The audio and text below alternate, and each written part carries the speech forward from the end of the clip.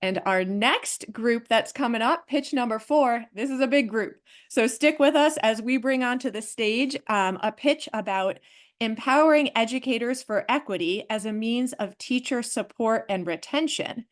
And for this one, we're going to hear from Kayla, Tiffany, Keith, Tonya, Wally, and Betty. So let's take a minute to get all of them set up. While we're doing that, we'll check in with Maya to make sure, yep, it looks like timer is ready. Their graphic is ready. Whoever on that team's going to be talking, you can go ahead and unmute yourself. And then your timer will start as soon as you start talking. Good evening, members of the Cincinnati Public Schools community. I stand before you, not just as a social studies teacher, but as someone who has walked the path of trial and error, struggling to connect centuries-old events to the lives of my African-American students. Our goal tonight is simple but vital: to advocate for a professional development program that supports teachers in incorporating culturally relevant curriculum in the classroom. When I first began teaching, I faced a challenge many of us know too well. There was no coach, no mentor, no guide who could show me how to make the American Revolution matter to a group of 13 and 14-year-old African-American students.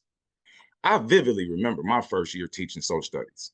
There was a handful of boys in my 8th grade class, and I felt a connection to one of them. I had worked with him previously, and I knew that he struggled with reading comprehension. I tried to reach him, but despite all my efforts, he told his mom that he hated school because of my class. And it broke my heart to know that I didn't have the skills to make the material accessible and engaging for him. Years later, I saw him on the news, facing the possibility of life in prison. That moment stayed with me.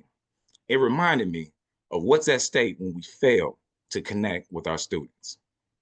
It took me 15 years of trial, error, and growth to find ways to reach my students, to connect history to the struggles and triumphs of their everyday lives.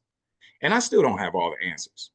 I wish someone had shared the books, the projects, the techniques that could bridge this gap, making history as meaningful to my students as it is to me. Today, I see the same challenge in new teachers and even in some experienced ones who may not have had the opportunity to adapt to today's students. They aren't given the tools to make the curriculum relevant to our kids, to make their classrooms a place where students feel that the content applies to them personally. If teachers were taught how to do this, we can show students that our classes aren't just a requirement, they're resources for their lives. I remember teaching a last period class with 2 9th grade boys who stayed for the entire lesson, eyes red from smoking weed, but fully engaged in a discussion. One of them actually said to me, "We like your class, Mr. Futel. Your class is interesting and your outfit is fire. We'd turn up from other teachers, but not your class." That connection wasn't just because of my outfit or my charisma. It was because the class felt relevant and real to them. Cincinnati Public Schools already has an equity and inclusion policy, a strong foundation that demonstrates our commitment to serving all students equitably. But policies alone aren't enough.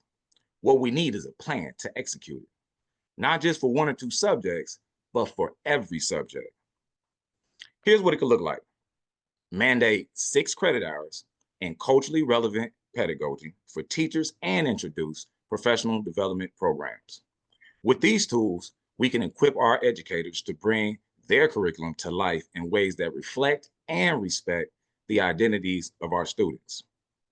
Too often, when I ask fellow social studies teachers how they approach making history relevant, the answer is just focus on the civil rights movement, slavery, or the kingdoms of Africa. But there is so much more in between, so many connections and lessons that go beyond these critical chapters. And our students deserve to see themselves in every single part of history. That's why we're here tonight. We believe that we can do better for our students. Cincinnati Public Schools has the power to lead by example, ensuring that every teacher has the resources, the training, and support to create culturally relevant classrooms. If we want our students to see value in their education, to stay engaged, and feel that their history matters, then we need to take action right now. Thank you.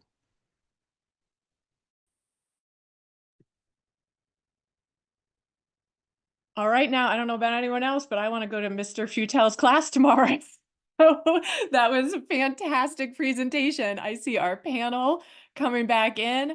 All right, panel, what feedback do you have for this group or questions about their presentation? Who wants to start?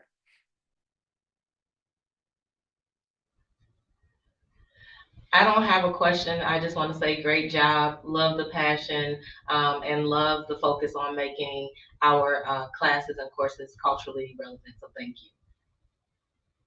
you.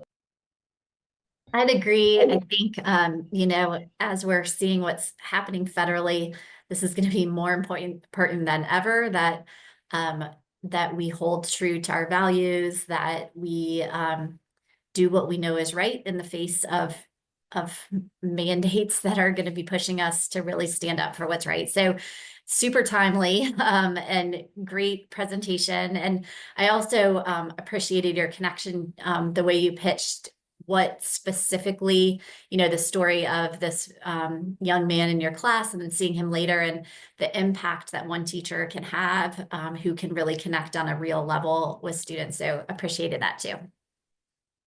Yes, thank you. Superintendent Murphy. Yes, thank you. And I was going to say something similar to what Ms. Rachel was saying. But my question is it possible the infographics look really good? I couldn't read it the way I would like to read it. It's just me. I don't know if it could be put in the chat or somehow we could get the infographic. Yep, that sounds good. We should be able to chat that in. Yep. I have a question, if I might, for Mr. Futel.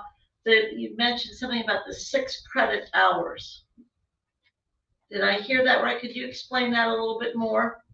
Yes, that was just we're throwing that out there as a 6 credit hours that teachers could take. Now, of course, we're willing to you know, have leeway as far as how many credit hours, but we do know that once you mandate something, once you tell teachers that, hey, this is our goal, that you have X amount of hours in this type of training, then we can actually see some kind of change in the classroom. So it might be 6 credit hours, it might be 10, it might be 3, but we're open to that, you know, changing the numbers. But we feel that teachers definitely need this professional development, and it needs to be mandated for all teachers.